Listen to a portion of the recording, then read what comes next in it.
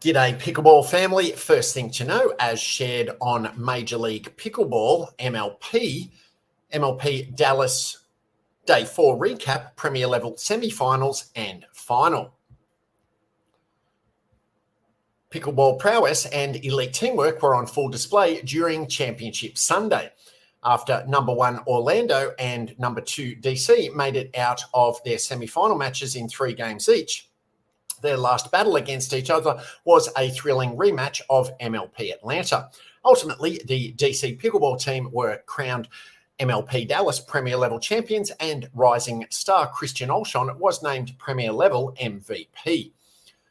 Premier Level semi-finals, Brooklyn versus DC. Game 1, women's doubles, 16-21 DC. Game 2, men's doubles 13-21 DC, and Game 3, mixed doubles 13-21 DC. Game 1, Andrea Koop and Catherine Parento versus Jade, twin sisters Jade and Jackie Kawamoto. Following a close dream breaker against the Columbus Sliders last night, the Brooklyn Aces were eager to harness their amplified energy as they took the court on in Sunday morning's Premier Level semi-final against DC Pickleball team. The Kawamoto sisters have proven to be one of the toughest women's doubles teams to beat this season, and Catherine Parento and Andrea Koop have been progressively finding their groove and gaining momentum throughout this tournament. DC Pickleball team led 11-9 into the end change. With a 10-15 deficit, the Brooklyn Aces called a timeout to regroup and hoped to disrupt the Kawamoto's continued momentum. At time in, Catherine Parento switched to the left side, with Andrea Koop playing the supportive right side role. A standout point of the game occurred at 17-12, where all 4 players showcased their best offensive and defensive skills, with DC coming out on top, extending their lead to 18-12. Brooklyn questioned a push-off fault at 20-15, prompting a video challenge. After review, the referees ruled that there was no push-off fault by DC, and Brooklyn lost a video challenge. The final score was 21-16 in favour of DC Pickleball team, giving them a 1-0 game advantage in this match. Game 2, Hayden Patrickin and Tyler Leung versus Christian Olsson and Riley Newman. In Game 2, Brooklyn's Hayden Patrickin and Tyler Leung faced DC's Christian Olsson and Riley Newman. Patrickin, often referred to as Big H, brought big energy and personality to this game. At 10-10, DC hit a ball that soared long, followed by an audible way out from Hayden as he strolled off the court for the end change. DC's consistency and aggression prevailed in hands battles and resets. As the game reached its critical point at 2013, a dispute arose when Brooklyn questioned whether one of Hayden's attacks had made contact with Olsson's body during a counterattack. The referees ruled that the ball did not touch Olsson, bringing the game to a close at 21-13 and giving DC a 2-0 match advantage. Game 3, Catherine Parento and Tyler Leung versus Jackie Kawamoto and Christian Olsson. Game 3 was critical as DC Pickleball team hoped to clinch their spot in the Premier Final, while the Brooklyn Aces fought to bring the match to a 4th game. DC Pickleball team led 11-4 at the end change, and the Brooklyn Aces needed to respond in the second half of this game. At 5-12, Tyler Leung received a standing ovation from the crowd as he hit one of the most phenomenal shots of the tournament thus far, hitting a forehand block mid-jump.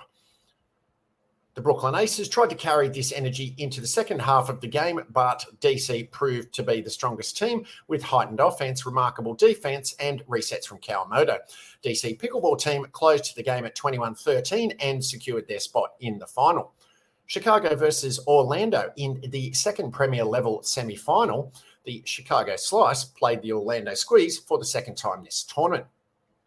Their first matchup on Friday ended in a tough dream breaker loss for the Slice. Game 1, women's doubles 15-21 Orlando. Game 2, men's doubles 19-21 to Orlando. And Game 3, mixed doubles 20-22 to Orlando. Game 1, Jessie Irvine and Lacey Schneeman versus Anna Bright and Rachel Rohrbacher. As one half of the undefeated Orlando Squeeze, Anna Bright and Rachel Rohrbacher have been one of the most fiery and energetic women's doubles teams in the tournament. Jessie Irvine's consistency and Lacey Schneeman's aggressive playing style made them a threat to the Squeeze, but with Irvine playing the left and Schneeman playing the right side, it felt like both players seemed out of place given their usual roles on the court. At the end change, Chicago had an 11-10 advantage that they tried to broaden during the second half of the game.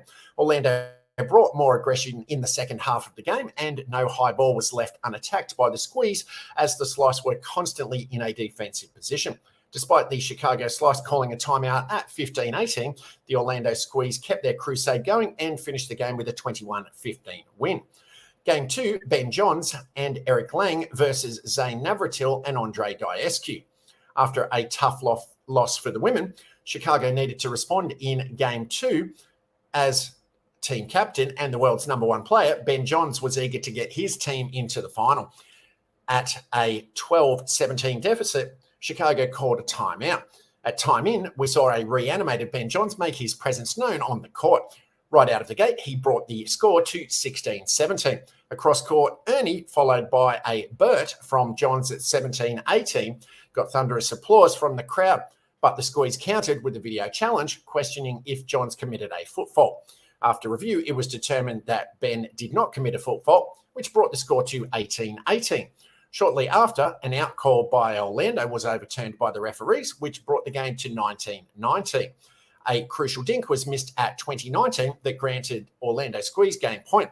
In the final point, Lang became a focal point for the Squeeze, and his errant reset sealed the game victory for Orlando Squeeze with a 21-19 finish. The Orlando Squeeze led the match 2-0. Game 3, Ben Johns and Jessie Irvine versus Zane Navratil and Rachel Rohrbacher. To keep their tournament bid alive, Johns had to bring his firepower and Jessie had to maintain her role as the steady resetter on the right side. It was clear that Irvine was a target for the Squeeze as she was getting overpowered by the aggressive playing style of Navratil and Rohrbacher from the start of Game 3.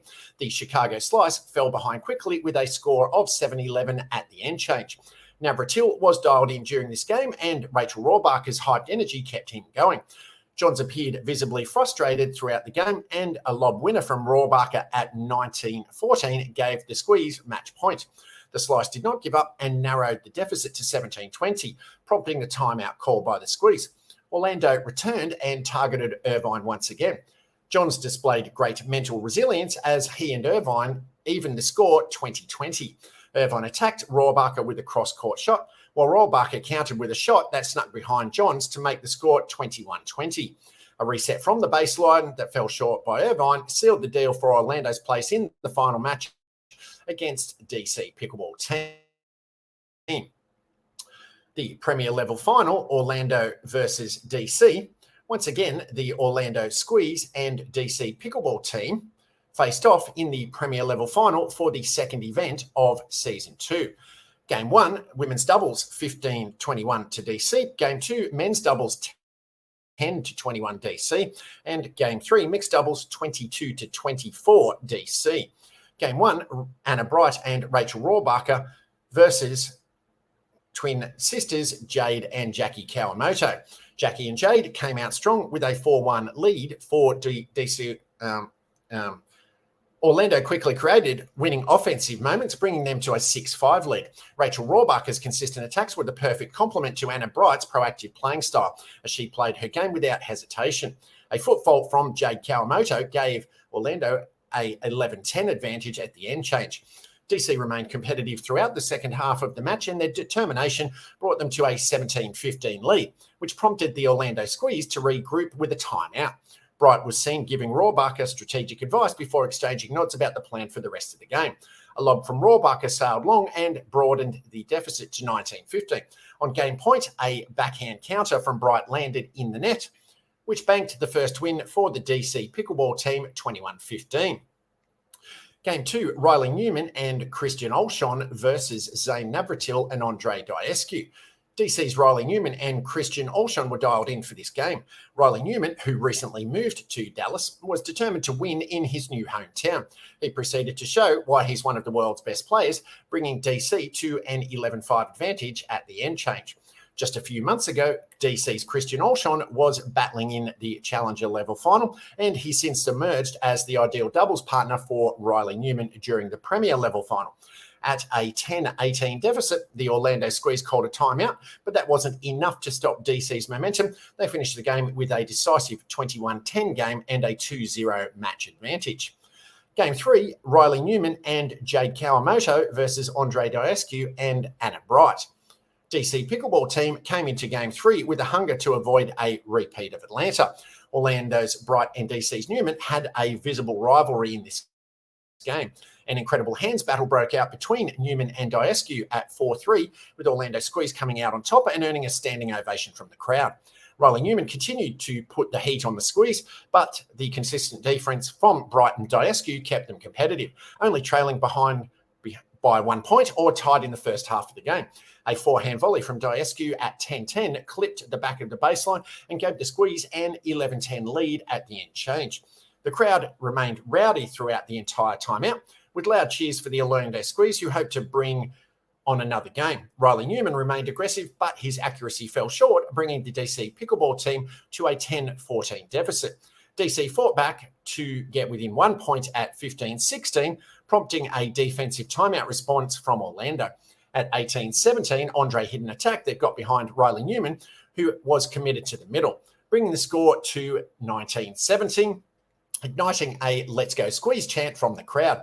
At 20-19, the Squeeze had game point, but a Newman body bag on Bright brought the match to 20-20. DC had match point soon after at 21-20, but Newman's attack soared long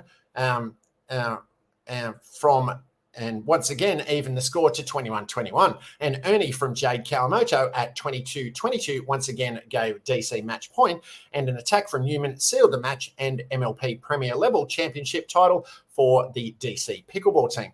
And if you're watching or listening to this on YouTube, Facebook, LinkedIn, or Spotify and finding it helpful and informative, please be sure to dink that like button so other fellow pickleballers can also find it. Second thing to know, as shared on USA Pickleball's site, USA Pickleball unites with nearly 30 countries to launch the Global Pickleball Federation. USA Pickleball, the national governing body for the sport of pickleball, along with pickleball federations across 28 countries, today announced the launch of the Global Pickleball Federation. The mission of the GPF. The mission of the GPF is to grow and promote pickleball internationally from the amateur to professional levels with integrity and purpose. Priorities for the GPF include gaining recognition by the International Olympic Committee as the international federation for the sport of pickleball and securing inclusion for pickleball in the Olympic and Paralympic sport program. Among other goals, the GPF will provide member countries and its pickleball players with access to equipment, official rules, educational resource, and active ambassador network, international tournaments, and equipment standards. We are thrilled to announce this significant milestone, the launch of the GPF, in conjunction with our colleagues around the globe. This has been an important project for the growth of our sport and a necessary effort as we continue to unify pickleball and establish a path forward in the coming years, said Justin Maloof, USA Pickleball Chief Operating Officer and Global Pickleball Federation board member. I look forward to seeing the GPF's work yield results as we continue to introduce pickleball to new countries, establish ourselves on the world stage, and pursue the inclusion of pickleball in future Olympic and Paralympic Games. 4 of the 5 continental federations, including the Asian Pickleball Association, Confederation of African Pickleball, Oceania Pickleball Federation, and the Pickleball Federation of the Americas, are aligned exclusively with the GPF and have immediate board representation with the new organisation. The national governing bodies across the above 4 continents include American Samoa, Australia, Cameroon, Canada, Colombia, Costa Rica, Curacao, Dominican Republic, Egypt, Gambia, Ghana, Kenya, Mexico, Morocco, New Zealand, Nigeria, Panama, Peru, the Philippines, Rwanda, Samoa, Sierra Leone, South Africa, Tanzania, Tonga, Uganda, United States, and Venezuela. The GPF will be headquartered in Colorado Springs, Colorado, which is also home to the United States Olympic and Paralympic Committee, along with many sport national governing bodies. The GPF is proud to have a strategic partnership with Pickleball United, the first official sponsor of the new global federation. GPF member countries will have access to the GPF Equipment Grant Program, assisting member countries in their efforts to launch startup pickleball programs and clubs, introducing new players to the sport of pickleball. The GPF and Pickleball United welcome and encourage other equipment manufacturers who share this vision and wish to join this mission of spreading the sport of pickleball around the world.